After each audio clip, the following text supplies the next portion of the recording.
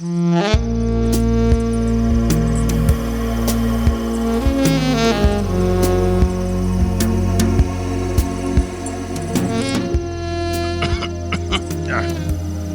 നമുക്ക് കിടന്നാലോ? ഇവിടെ ഇങ്ങനെ നിൽക്കുന്നത് ശരിയല്ല, ആരെങ്കിലും കണ്ടാൽ. Come, Samkuti. Thank you, uncle.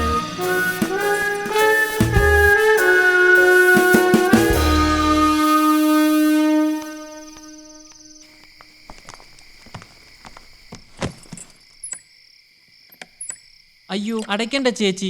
Annie പറയുന്നത് കതകും ജനലുമൊക്കെ തുറന്നിട്ട് മിന്നാമിന്നുങ്ങളെ ഇങ്ങ് അകത്തോട് ക്ഷണിക്കാമെന്നാ. അത് നിങ്ങൾ സ്വല്പം ഒളിവിലായതുകൊണ്ട് ജനലും കഥവൊക്കെ അടയ്ക്കുന്നതാ നല്ലത്. ഞങ്ങളെ ദൈവം പരിപാലിക്കും ചേട്ടാ. നിന്റെ അപ്പനെയും ചേട്ടന്മാരെയും കുളപ്പനെയും പക്കനെയും ആ ദൈവം തന്നെ പരിപാലിക്കുന്നു.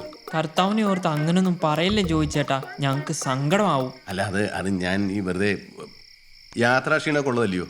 നേരെ ഒരു പടം, നിങ്ങൾ പോയി കിടന്നു. Good night, ചേച്ചി. Good night.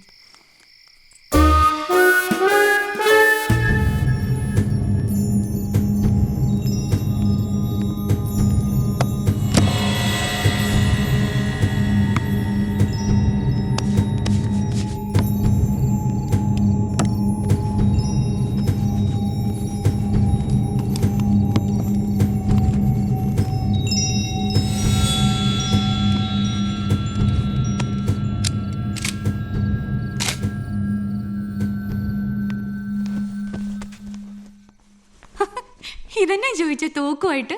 ആ ഇതിലിപ്പം ഇത്ര ചിരിക്കാൻ എന്നാ ഇരിക്കുന്നു? എൻ്റെ ഇച്ചാച്ചൻ്റെ തോക്കാ. എന്തുമാത്രം പക്ഷികളെയും മൃഗങ്ങളെയും വെടിവെച്ചിട്ട് തോക്കാ ഇത്. ഇതിനിപ്പം കാമുകന്മാരെ കാത്തു രക്ഷിക്കാനുള്ളതാ. നാളെ പിള്ളേരോട് ഇവരാരാന്ന് പറയുമെന്നാ ഞാൻ ആലോചിക്കുന്നത്. നമ്മുടെ ഡൽഹിയിലെ കറിയാച്ചന്റെ കൂട്ടുകാരാ, നാട് കാണാൻ വന്നാന്ന് പറയണം. എങ്കിൽ ആ വിവരം ചെറുക്കനെയും പെണ്ണിനെയും നേരത്തെ പറഞ്ഞ് മനസ്സിലാക്കണം. ഇല്ലെങ്കിൽ നമ്മളെന്ന് പറയും, അവർ വേറൊന്ന് പറയും. പിള്ളേരാകെ പ്രശ്നത്തിലാകുകയും ചെയ്യും. നിന്റെ പിള്ളേരല്ലയോ? നിങ്ങൾ എന്നാ പറഞ്ഞത്? എന്റെ പിള്ളേരോ? അന്നേരം നിങ്ങളുടെ പിള്ളേരല്ലേ? ഇപ്പൊ എനിക്ക് മാത്രമായോ ഉത്തരവാദിത്വം? നീ ഒന്ന് പിണങ്ങാതിരിന്റെ ആൻസി കൂടവേ. ഒരക്ഷരപ്പശക് പറ്റിപ്പോയതല്ലയോ? നീ അങ്ങ് ക്ഷമി. നീ എന്നെ നല്ലോണം കെട്ടിപ്പിടിച്ചേ. എന്നാലും എനിക്ക് കാമുകന്മാരുടെ കാര്യത്തിൽ ഒരു കുറച്ചുകൂടെ അങ്ങോട്ട് കിടക്കന്നെ ചോദിച്ചാ എനിക്ക് ഉറക്കം കൊണ്ടൊന്നും മേല. ഇപ്പം അവരെന്നായിരിക്കും ഒന്ന് ഓർത്ത് നോക്കിക്കേ. നിങ്ങളെപ്പോലെ എപ്പോഴും ഭ്രാന്താണോ എല്ലാവർക്കും?